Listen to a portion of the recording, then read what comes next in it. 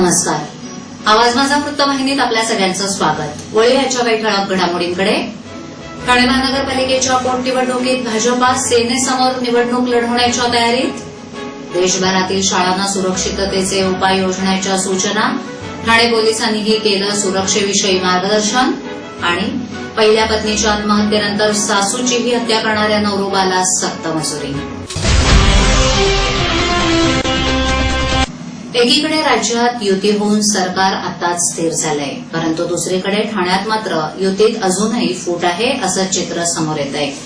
ठाणे महानगरपालिकेच्या पोटनिवडणुका येऊ घातल्या आहेत. विधानसभेत मतदारांनी भाजपाला साथ दिली.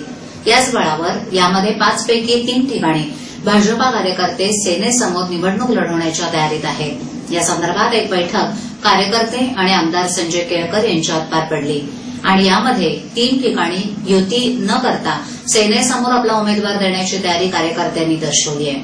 याबाबत पुढे वरिष्ठ पातळीवर ही बाब समोर ठेवून पुढचा निर्णय घेण्यात येणार असल्याचं केळकर यांनी स्पष्ट केलं. परंतु सध्या तरी ठाण्यात आघाडी एकत्र आणि अखंडित असून युतीत दरी निर्माण झाल्याचंच राजकारण दिसत आहे. ठाणे असो किंवा संपूर्ण महाराष्ट्र असो, विधानसभेमध्ये अनेक ठिकाणी युती तुटल्यामुळे सेनेला फटका बसला. मोदी जादू सगळीकडेच दिसली आणि याचा फायदा भाजपाला झाला. ठाण्यातील सर्वात महत्वाची जागा ठाणे शहर ही सुद्धा भाजपानं पटकावली, तर कोपरी पाचपाखडी विधानसभा क्षेत्रातही भाजपाला चांगली मतं पडली आणि याच क्षेत्रात 3 जागी पोटनिवडणुका होणार आहेत, तर आणखी 2 जागा या मुंब्रा भागात आहेत. या ठिकाणी कदाचित भाजपा या ठिकाणी आपला उमेदवार देईल की नाही हा प्रश्न आहे. ऐन विधानसभेच्या तोंडावर काँग्रेसच्या 7 नगरसेवकांनी सेनेला साथ दिली होती. त्यामधील 3 नगरसेवकांनी राजीनामा देत सेनेत प्रवेश केला होता आणि हे 3ही नगरसेवक हे वागळे आणि किसननगर भागातील आहेत.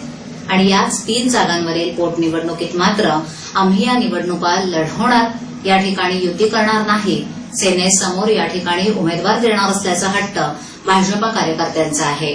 याबाबत एक बैठक कार्यकर्ते आणि भाजपा आमदार संजय केळकर यांच्यामध्ये पार पडली. यात हे स्पष्ट झालंय अशी माहिती केळकर यांनी दिली. तर या सर्व गोष्टी आम्ही वरिष्ठ नेत्यांपर्यंत पोहोचवल्यात आणि तेच यावर निर्णय घेतील असंही त्यांनी सांगितलं. ठाणे महानगरपालिका हद्दीत घर घेताय का? मग ते अनधिकृत तर नाही ना, याची खातर जमा करा. अनधिकृत घर घेणं हा विकणाऱ्यासोबत विकत घेणारा देखील तितकाच दोषी असतो. तेव्हा घराची डोळस खरेदी करा.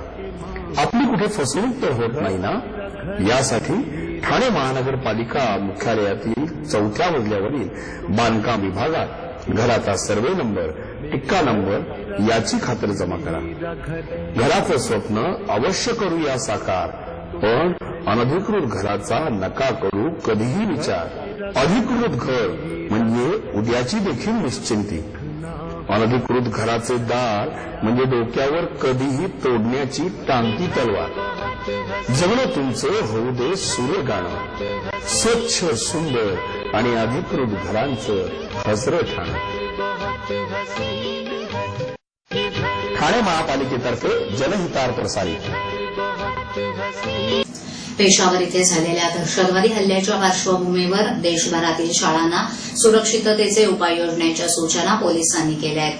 ठाणे पोलिसांनीही या संदर्भात ठाण्यातील सर्व शाळा संस्थाचालकांबरोबर एक बैठक घेऊन शाळेच्या सुरक्षेविषयी मार्गदर्शन केलं. याआधी पोलिसांनी शाळांमध्ये सायबर सेफ्टी क्लब स्थापन केले, तरीही सायबर गुन्हे काही घडले नाहीत. तर आता पुन्हा पोलिसांनी शाळांना सुरक्षेचे धडे गिरवण्याच्या सूचना दिल्यानं शाळा व्यवस्थापन कामाला लागले. पोलिसांच्या निर्देशानुसार शाळेच्या प्रवेशद्वारावर सुरक्षा रक्षक नेमावेत. शाळेत येणाऱ्या प्रत्येकाचं नाव, पत्ता आणि शाळेत येण्याच्या प्रयोजनाची नोंद रजिस्टरमध्ये ठेवावी. शाळेत ओळखपत्र सक्तीचं करावं. शाळेत प्रवेश करणाऱ्या प्रत्येक व्यक्तीची आणि साहित्याची झडती घ्यावी. शाळेत वाटप केले जाणारे पदार्थ योग्य व्यक्तीकडूनच घ्यावेत. परिवहन खात्यातून प्राधिकृत केलेल्या वाहनांमधूनच प्रवास करण्याच्या सूचना द्याव्या. शाळेच्या परिसरात क्लोज सर्किट कॅमेरे लावावेत. अनोळखी व्यक्तींशी मुलांनी बोलू नये, तसंच अफवांवर विश्वास ठेवू नये अशा सूचना पोलिसांनी या बैठकीत शिक्षण संस्थाचालकांना केल्या आहेत. दरम्यान शाळा सुटण्याच्या आणि भरण्याच्या वेळेस शाळेच्या परिसरात बीट मार्शलची गस्त ठेवण्यात येणार असल्याची माहितीही या बैठकीत देण्यात आली. ठाणे महापालिकेच्या महासभेत प्रशासनाची मनमानी ऑफलाईन भरती, शासनाची आलेली पत्र गुलदस्त्यात, अधिकाऱ्यांना पाठीशी घालण्याचं कारस्थान, अतिभाराच्या खात्याच्या नियुक्त्यात गदारोळ, अनेक वर्ष अधिकाऱ्यांच्या बदल्याच नाहीत, पालिका सक्षम अधिकारी असताना शासनाचे प्रतिनियुक्तीवर आक्षेप, कुठल्याही विभागातील अधिकाऱ्यांना कुठलाही अधिभार, अशा अनेक मनमानी आणि अंडरस्टँडिंगमध्ये केलेल्या कामावरून अक्षरशः पालिका नगरसेवकांनी प्रशासनाच्या अधिकाऱ्यांचे वस्त्रहरणच करून टाकलं. सदस्यांच्या प्रश्नावर एकही अधिकारी ठोस उत्तर देऊ न शकल्यानं प्रशासनाची भंबेरी उडाली. महासभा सुरू होताच सत्ताधारी आणि विरोधकांनी प्रशासनाच्या मनमानी कारभारावर एकच हल्लाबोल करून प्रशासनाला जेरीस आणलं. पालिकेच्या प्रशासनानं शासनाची मंजुरी नसताना अतिरिक्त 16 कनिष्ठ अधिकाऱ्यांच्या केलेल्या नियुक्त्या या ऑफलाईनद्वारे केल्यानं ते नियमानुसार करण्यात आल्या आहेत का, यावर सदस्य आक्रमक झाले. काँग्रेसचे विक्रांत चव्हाण, मनोज शिंदे, संजय घाडीगावकर यांनी प्रशासनाला थारेवर धरलं. शासनाच्या परिपत्रकानुसार जर ही भरती बेकायदेशीर असेल तर त्याची चौकशी करावी, तसंच कार्मिक विभागाच्या कारभाराची चौकशी करण्याचे आदेश पीठासन अधिकारी दशरथ पलांडे यांनी दिले. पीठासन अधिकाऱ्यांच्या या आदेशानं ठाणे महानगरपालिकेच्या वरिष्ठ अधिकाऱ्यांचं धाबदण आणलं. पालिका खात्यात अनेक वर्षांपासून एका जागेवर अधिकारी वर्ग चिटकून बसलेत. त्यांच्या बदल्या करा अशी मागणीच काँग्रेसचे नगरसेवक विक्रांत चव्हाण यांनी केली. सभागृहात आयत्या वेळच्या विषयावरून नगरसेवकांनी एकच गदारोळ केला. महापौरांनी दिलेल्या आदेशाचं पालन होत नसल्याचा आरोप यावेळी नगरसेवकांनी केला. महासभेत आयत्या वेळी येणाऱ्या प्रश्नावर प्रशासन हे तयारीत नसतं, त्यामुळे सदस्यांना उत्तरं मिळत नाहीत. यापुढे आयत्या वेळच्या विषयावर ठरावावर इतिवृत्तांत मंजुरी देण्याबाबत काँग्रेस पक्षानं विरोध दर्शवला. प्रशासन उत्तरं देत नाही आणि प्रत्येक वेळी पुढच्या महासभेत तोलवण्यात येत असल्याचं सांगितल्यानं पीठासन अधिकाऱ्यांनी मात्र क्लस्टर योजनेच्या विषयाची व्यतिरिक्त सर्वच आयत्या वेळचे विषय वगळण्यात यावेत आणि पुन्हा ते विषय हे चर्चेसाठी महासभेत आणावेत असे आदेश दिले. बाबा उद्या फी भरावीच लागणार. पैसे पाठवू कसे? सोपं आहे. टीजीएसबी मध्ये खातं आहे? हो आहे. गुड. एटीएम कार्ड आहे? मग पैसे इथल्या शाखेत टाका आणि त्याला कुठल्याही एटीएम मधनं काढायला सांगा. बँक नेटवर्कच्या कुठल्याही एटीएम मध्ये तुम्ही टीजेएसबीचे एटीएम कार्ड वापरू शकता. बाबा पैसे मिळाले. आता बँकिंग इज नो टेन्शन यार. ठाण्याच्या वागळे परिसरातील औद्योगिक प्रशिक्षण केंद्रातील विद्यार्थ्यांना शिक्षक आणि मुख्याध्यापकांनी केलेल्या मारहाणी प्रकरणी श्रीनगर पोलीस ठाण्यात गुन्हा दाखल असतानाच प्रशिक्षण केंद्रातील मारहाण करणाऱ्या शिक्षकाला निलंबित करण्याची मागणी ही विश्व हिंदू परिषदेद्वारे करण्यात आली होती. दरम्यान भाजप आमदार याची दखल घेत प्रशिक्षण केंद्रात पोहोचले. ठाण्यातील वागळे स्टेट परिसरात असणाऱ्या शासकीय औद्योगिक प्रशिक्षण संस्था अर्थात आयटीआय कॉलेजच्या विद्यार्थ्यांना झालेल्या मारहाणीचा निषेध करण्यासाठी तसंच त्या मारहाण करणाऱ्या शिक्षकाला निलंबित करण्याची मागणी विश्व हिंदू परिषदेच्या वतीनं करण्यात आली.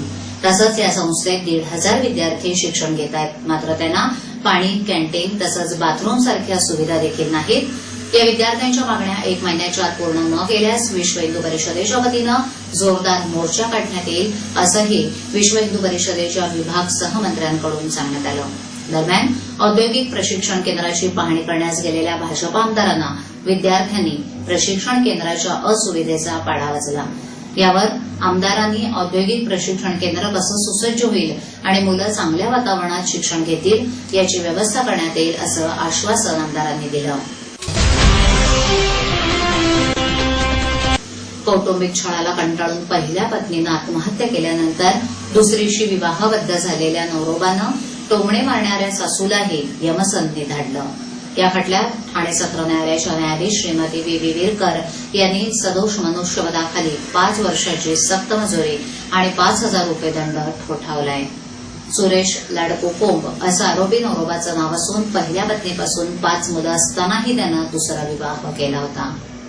वाडा तालुक्यातील कवटेपाडा इथे राहणारा शेतमजूर सुरेश याचा विवाह मृत निर्मला बरफ हिच्या विमल या मुलीशी झाला होता.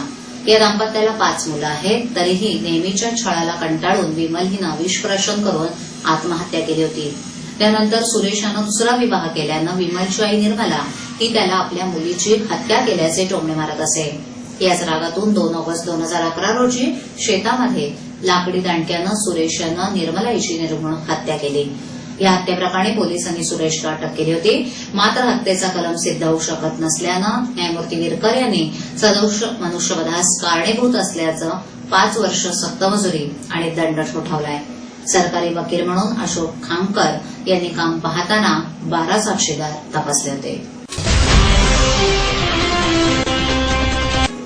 आजच्या ठळक घडामोडी शेवटी पुन्हा एकदा. ठाणे महानगरपालिकेच्या पोटनिवडणुकीत भाजपा सेनेसमोर निवडणूक लढवण्याच्या तयारीत. देशभरातील शाळांना सुरक्षिततेचे उपाय योजण्याच्या सूचना. ठाणे पोलिसांनीही केलं सुरक्षेविषयी मार्गदर्शन. आणि पहिल्या पत्नीच्या आत्महत्येनंतर सासूचीही हत्या करणाऱ्या नवरोबाला सक्त मजुरी. आपल्या विभागातील काही सूचना अथवा समस्या असल्यास आमच्यापर्यंत जरूर पोहोचवा. आम्ही तुमचा आवाज नागरिकांपर्यंत नक्की पोहोचवू. आम्हाला संपर्क करण्यासाठी आमचा पत्ता आवाज माझा 103 सैलेख आदर्शनगर समोर कोलवाड रोड ठाणे पश्चिम. आमचा दूरध्वनी क्रमांक 9775033326. आमचा ईमेल आयडी awazmaza.tvnews@gmail.com. आवाज माझावरील एखादी बातमी पाहिजे राहून गेली असल्यास युट्यूबवर ती तुम्ही पाहू शकता. तर मग उद्या पुन्हा भेटू याच वेळी याच ठिकाणी काही नवीन घडामोडींसह आवाज माझा वृत्तवाहिनीत. तोपर्यंत नमस्कार.